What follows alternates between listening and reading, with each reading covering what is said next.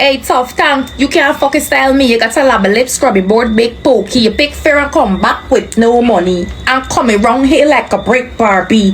Brick Barbie, I said fuck you, tough tank.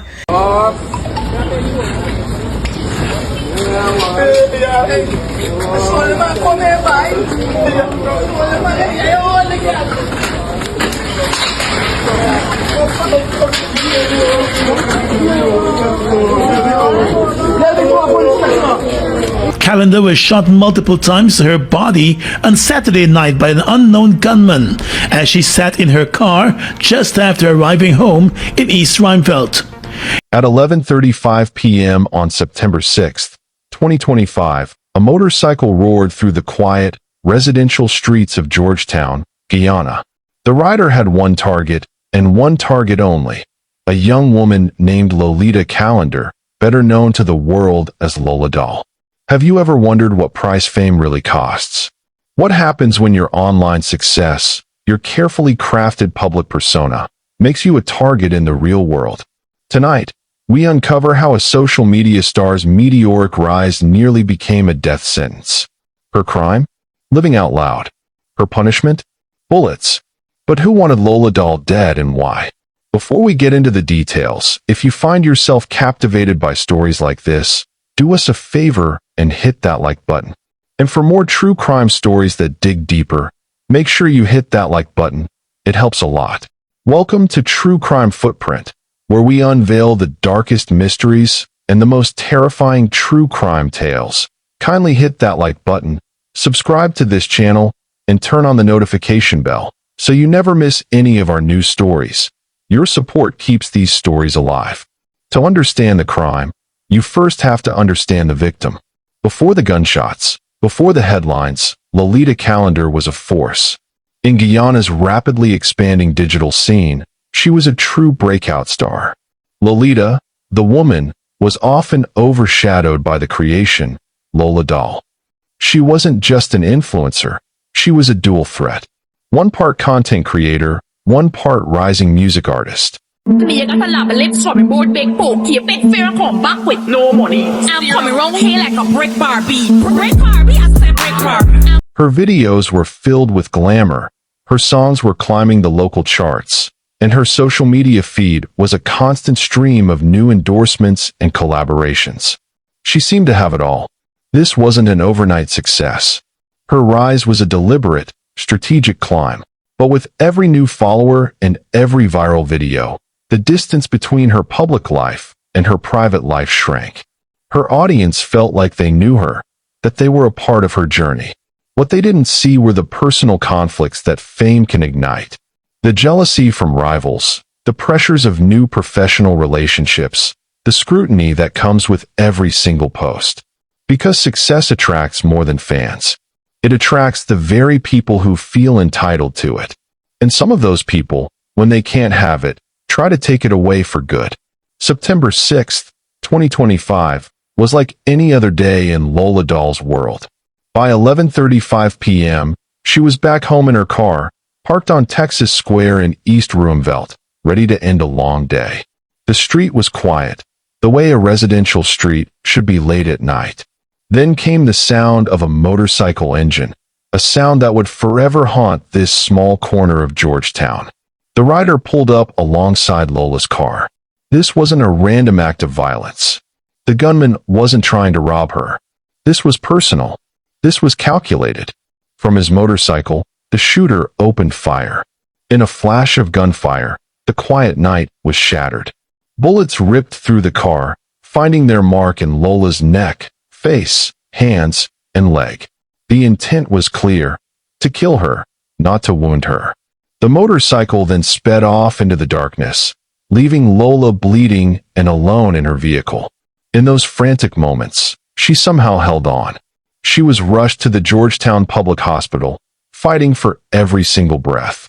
Her condition was listed as critical, and while her family and fans prayed, the police began to investigate a crime with almost no witnesses and no clear motive. But as Lola fought for her life, police discovered that this wasn't random violence. This was a targeted attack, and someone on the inside was talking. Take a second and think about what you just heard. A public figure, a rising star, gunned down in her own neighborhood. What do you think the motive was? Share your initial thoughts in the comments below. In the aftermath of the shooting, the Guyana police force faced intense public pressure. They released a statement on social media, confirming the incident and asking for public assistance. They combed through CCTV footage from the area, a tedious process that initially yielded little. It seemed the gunman had planned the escape route just as meticulously as the attack itself. But the biggest breakthrough didn't come from a grainy video feed or a tip line. It came from the hospital room. As Lola's condition stabilized, investigators were able to talk to her. She was a key witness to her own attempted murder. And in that interview, she didn't just talk, she gave them a name. Hey guys, it's Auntie Lola. I now catch myself. Y'all know I'm a fighter, right? Y'all know this ain't going down like that. But I saw the person that tried to take my life. Yes, I saw him. And I'm happy that no bullet went to my head to kill me. Because what he did, I need justice. I need justice from Guyana Police Force. They're not looking into nothing. The killer, the person that tried to kill me is a guy by the name of Wani. Wani, I don't know if y'all know he is a shooter. He was the person, I watched him in the eyes. I watched him shoot. I watched him walk off. Yeah, please help me to get him arrested and lock away. Thank you, guys. The first name that emerged was that of a man who was quickly arrested and detained for the full 72-hour period. But the evidence against him wasn't strong enough. He was released on $500,000 bail, with the condition that he report to the police regularly. So, who was the real target of the investigation? Police weren't done. A second name emerged, and this time, the story was different. This time, the police weren't letting him go. That second name was Paul Davey Jr., also known as Randall. When he was arrested, the legal situation was notably different. While the first suspect walked free on bail, Paul Davey Jr. remained in police custody. In the world of criminal investigation, that's a crucial sign. It means the police had more than suspicion. They had the evidence needed to keep him detained. He was the central suspect, the one they believed was at the heart of the conspiracy. The missing piece of the puzzle, the key to unlocking the whole case, was the exact nature of his relationship with Lola Doll. The public didn't know the connection. It was hidden behind her glamorous online persona. Social media star and singer Lolita Calendar, also known as Lola Doll, has been interviewed by police investigators probing her shooting, as doctors say her condition has improved. Calendar was shot multiple times to her body on Saturday night by an unknown gunman as she sat in her car just after arriving home in East Rheinfeldt. In a statement this afternoon, the Guyana Police Force said the first suspect, who was arrested as part of the investigations, has since been released on $500,000 station bail, as the 72-hour detention timeline had expired. However, businessman Paul Davey Jr., who was wanted for questioning in relation to the shooting incident, remains in custody. Davey Jr., who was recently sanctioned by the U.S. government for alleged ties to the drug trafficking underworld, surrendered to law enforcement earlier this week after a wanted bulletin was issued for his arrest. Investigators are still reviewing additional surveillance video recordings that capture the shooting incident as they continue their efforts to positively identify the suspect. Police CCTV cameras from nearby utility poles are also being reviewed. The racy social media influencer turned singer had complained to friends and on social media that a businessman had placed a hit on her.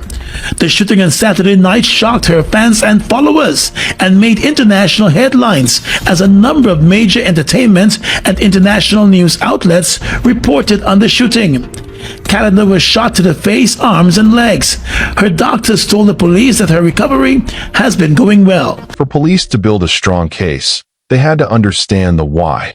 What could have driven him to order a targeted shooting? And this is where we have to stop and talk about something important.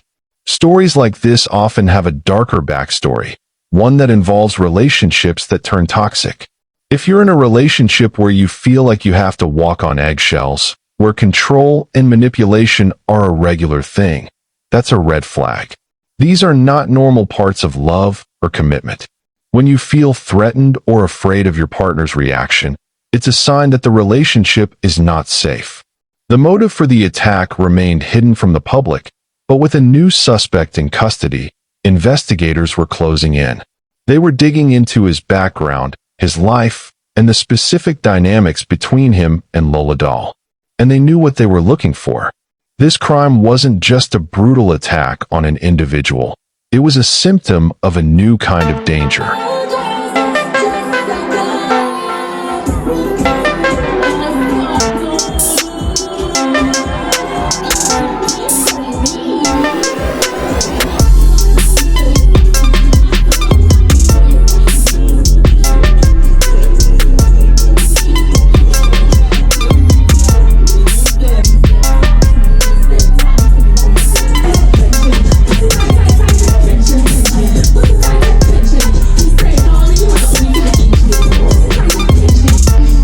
Lola shooting highlights a growing and disturbing pattern, the dark side of online celebrity. In Guyana, like in many parts of the world, social media fame can create a financial and social status independent of traditional careers.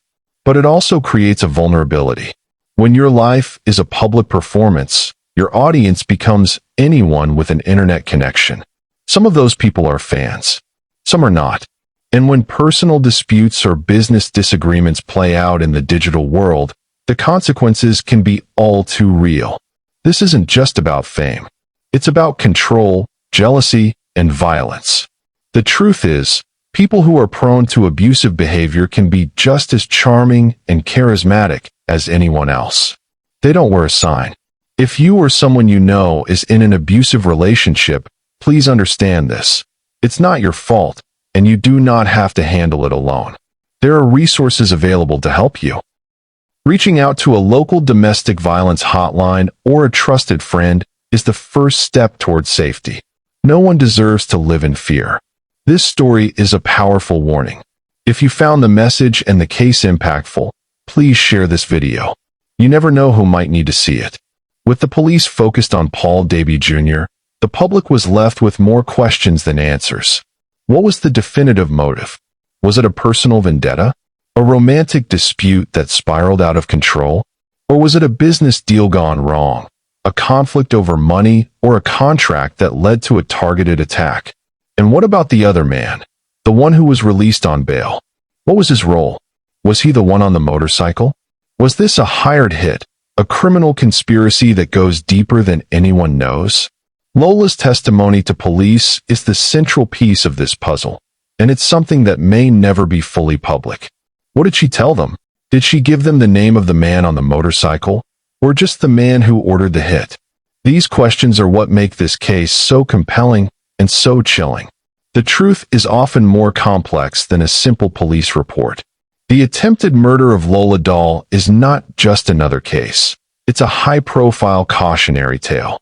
While the police investigation remains ongoing, Lolita Calendar has shown incredible resilience. She has survived, recovered from her injuries, and is now on a long path to healing, both physically and emotionally. The legal proceedings against Paul Davey Jr. are still in motion, with the hope that justice will be served and the full truth will finally be revealed. Her story is a testament to the dangers that lie beneath the surface of digital fame. It's a reminder that a person's public life can expose them to private dangers, and that sometimes the biggest threats aren't faceless strangers, but the people we thought we knew. And that brings us to the end of today's case. Thank you for staying with us. We'll continue to track this story and others like it. If you want more content that gets to the heart of the story, make sure you've liked, subscribed, and hit that notification bell. Thank you for watching, for your attention, and for joining us on this journey of reflection.